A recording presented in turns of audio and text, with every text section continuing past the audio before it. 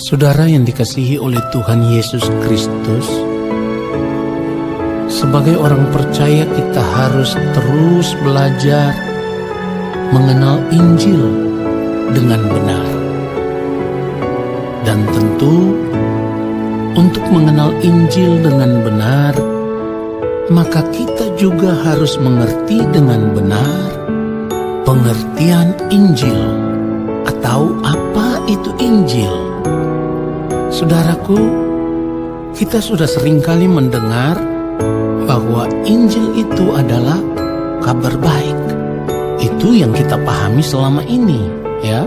Selama ini kita pahami bahwa Injil itu adalah kabar baik. Persoalannya, kita seringkali tidak mau berusaha untuk mengetahui maksud yang sebenarnya dari kabar baik tersebut. Kalau kita sudah mengerti bahwa Injil itu adalah kabar baik, maka kita tidak boleh berhenti hanya sampai pada pemahaman itu saja. Akan tetapi, pengertian Injil atau kabar baik itu harus dimengerti secara benar atau harus dimengerti dengan benar. Harus dilihat dari sudut pandang yang benar. Kalau kita memahami bahwa Injil itu adalah kabar baik, maka kita harus belajar mengerti, melihat dari sudut pandang yang benar, baik menurut siapa, ya, baik yang bagaimana. Inilah yang menjadi pertanyaannya, saudaraku. Kalau kita tahu bahwa Injil itu adalah kabar baik, dan kita juga tahu bahwa Injil itu datangnya dari Allah, maka kata baik itu harus dilihat dari sudut pandang Allah, baik menurut Allah, dan bukan dari sudut pandang manusia atau bukan baik menurut manusia. Saudaraku, itulah kenapa setiap kita sebagai orang percaya barulah bisa mengerti Injil dengan benar apabila kita mau mengenakan pikiran Tuhan. Dengan demikian kita tidak boleh lagi mengenakan pikiran dan konsep kita sebagai manusia. Ya, pikiran kita ini sudah dicemari oleh cara berpikir dunia. Nah, apabila kita mau memahami akan kebenaran Injil dengan benar, kita harus mengenakan pikiran Tuhan. Salah satu contoh yang bisa kita lihat di dalam kebenaran firman Tuhan, saat Petrus tidak mengenakan pikiran Tuhan, tetapi dia menggunakan konsep berpikir sebagai manusia, maka apa yang ia pikirkan baik menurut manusia, tetapi dari sudut pandang Tuhan itu adalah hal yang tidak baik atau yang tidak sesuai dengan pikiran Tuhan. Kalau kita baca di dalam kebenaran firman Tuhan yang ditulis di dalam Matius 16 mulai ayatnya yang ke-21, firman Tuhan katakan begini, saudaraku. Ayat 21, sejak waktu itu Yesus mulai menyatakan kepada murid-muridnya bahwa ia harus pergi ke Yerusalem dan menanggung banyak penderitaan dari pihak tua-tua, imam-imam kepala, dan ahli-ahli Taurat, lalu dibunuh dan dibangkitkan pada hari ketiga. Ayat 22, perhatikan baik. Tetapi Petrus menarik Yesus ke samping dan menegur dia, katanya, Tuhan, kiranya Allah menjauhkan hal itu. Hal itu sekali-kali takkan menimpa engkau. Ayat 23. Maka Yesus berpaling dan berkata kepada Petrus, enyahlah iblis, engkau suatu batu sandungan bagiku, sebab engkau bukan memikirkan apa yang dipikirkan Allah, melainkan apa yang dipikirkan manusia. Perhatikan itu, saudaraku. Dari kebenaran firman Tuhan yang kita baca ini, saudaraku, kita melihat bahwa Tuhan Yesus menegur Petrus. Nah, cara berpikir Petrus ternyata tidak sesuai dengan cara berpikir Tuhan. Kalau saat itu cara berpikir Petrus sesuai dengan apa yang Tuhan Yesus pikirkan, maka tentu Tuhan Yesus tidak akan menegur Petrus, saudaraku. Cara berpikir Petrus tidak sesuai dengan pikiran Allah. Hal Hal ini memberi satu pengajaran buat kita atau memberi suatu pengertian buat kita semua, bahwa semua yang kita pikirkan apabila tidak sesuai dengan pikiran Allah, maka itu berasal dari iblis. Perhatikan baik, semua yang kita pikirkan apabila itu tidak sesuai dengan pikiran Allah, maka itu berasal dari iblis.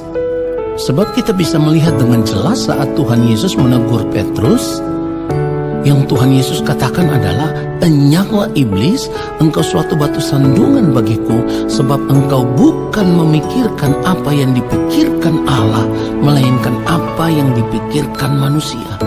Perhatikan itu saudaraku. Jadi bila kita ingin memahami apa yang baik menurut Tuhan, ya, apa yang baik dari sudut pandang Tuhan, maka kita juga harus mengenakan pikiran Tuhan, supaya kita bisa mengerti jalan pikiran Tuhan. Kalau kita mau melihat kepada kebenaran firman Tuhan yang sudah kita baca tadi, maka kebenaran firman Tuhan ini berbicara tentang keselamatan, ya, berbicara tentang keselamatan, di mana Tuhan Yesus memikirkan hal yang baik untuk keselamatan manusia. Sekali lagi, Tuhan Yesus memikirkan hal yang baik untuk keselamatan manusia, namun sebaliknya Petrus memikirkan hal yang berbeda atau hal yang tidak sesuai dengan apa yang Tuhan Yesus pikirkan. Saudaraku, berkaitan dengan keselamatan, bila kita tidak bisa memahami apa yang menjadi pikiran Tuhan, apa yang menjadi keinginan Tuhan, apa yang menjadi kehendak Tuhan, maka kita tidak akan mungkin bisa hidup sesuai dengan kemauan Tuhan. Atau dengan kata lain, kita tidak akan pernah bisa melakukan apa yang menjadi kehendak Tuhan. Dan ini artinya kita tidak akan mungkin bisa memahami arti keselamatan di dalam Tuhan Yesus Kristus. Padahal keselamatan di dalam Tuhan Yesus Kristus itulah yang menjadi inti dari Injil atau dari kabar baik itu. Saya ulangi sekali lagi, keselamatan di dalam Tuhan Yesus Kristus itulah yang menjadi inti dari Injil atau dari kabar baik itu. Perhatikan itu saudaraku. Oleh sebab itu, sebagai orang percaya, kalau kita tidak mau merubah pola pikir kita, ya, tidak mau memiliki pikiran Tuhan, tidak mau mengenakan pikiran Tuhan, maka dengan sendirinya kita tidak akan mungkin mengalami keselamatan di dalam Kristus. Karena keselamatan di dalam Kristus itu bisa terjadi apabila kita mau hidup menurut apa yang Tuhan kehendaki. Hidup menurut apa yang Tuhan kehendaki artinya hidup melakukan kehendak Tuhan. Bagaimana kita bisa melakukan kehendak Tuhan kalau kita tidak memahami atau tidak mengerti pikiran Tuhan? Saudaraku, kalau kita tidak mau belajar untuk memahami dan mengerti pikiran Tuhan, maka itu sama dengan kita juga tidak mengerti apa itu Injil Kerajaan Sorga. Artinya, kita tidak mengerti kabar baik tentang keselamatan yang dikerjakan oleh Tuhan Yesus Kristus. Satu hal yang harus kita tanamkan di dalam hati dan pikiran kita. Ingat ini saudaraku, Injil tidak memiliki tujuan yang lain selain keselamatan di dalam Kristus, di mana oleh berita Injil itulah maka manusia dapat beroleh keselamatan di dalam Kristus Yesus dan diubah sesuai dengan rencana Allah semula saat Allah menciptakan manusia serupa segambar dengan Allah. Jadi Injil atau kabar baik itu harus dilihat dari sudut pandang yang benar. Dan sudut pandang yang benar itu adalah sudut pandang yang baik menurut Tuhan kepada manusia. Dan yang baik menurut Tuhan kepada manusia itu adalah keselamatan manusia di kehidupan kekal, atau keselamatan manusia di kehidupan yang sesungguhnya. Saya selalu berkata bahwa kehidupan yang sesungguhnya itu bukan sekarang ini, tetapi kehidupan yang sesungguhnya itu nanti di kekekalan. Perhatikan itu saudaraku. Disinilah kita bisa memahami dan mengerti bahwa betapa pentingnya pengenalan akan Injil yang benar bagi setiap orang percaya. Karena bila orang percaya tidak memahami akan Injil dengan benar, maka keselamatan yang diterima di dalam Tuhan Yesus Kristus menjadi sia-sia.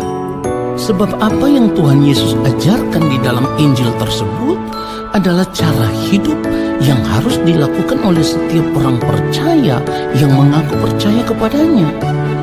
Dan cara hidup yang diajarkan oleh Tuhan Yesus itulah yang Allah Bapa di sorga kehendaki. Saya berharap sampai di sini saudara bisa menangkap kebenaran ini secara benar. Nah saudaraku, melakukan apa yang diajarkan oleh Tuhan Yesus itu berarti melakukan kehendak Allah Bapa di sorga.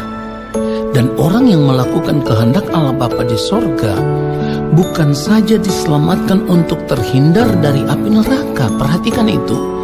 Orang yang melakukan kehendak Allah Bapa di sorga bukan saja diselamatkan untuk terhindar dari api neraka, akan tetapi juga diterima di dalam kerajaan Allah. Dan kita harus memahami bahwa terhindarnya kita dari api neraka dan diperkenankannya kita masuk dan tinggal di dalam kerajaan Allah Bapa di sorga adalah merupakan buah dari pemahaman akan Injil dengan benar, lalu kita hidup melakukan semua kehendak Allah Bapa di sorga, sehingga kita beroleh keselamatan di dalam Tuhan Yesus Kristus.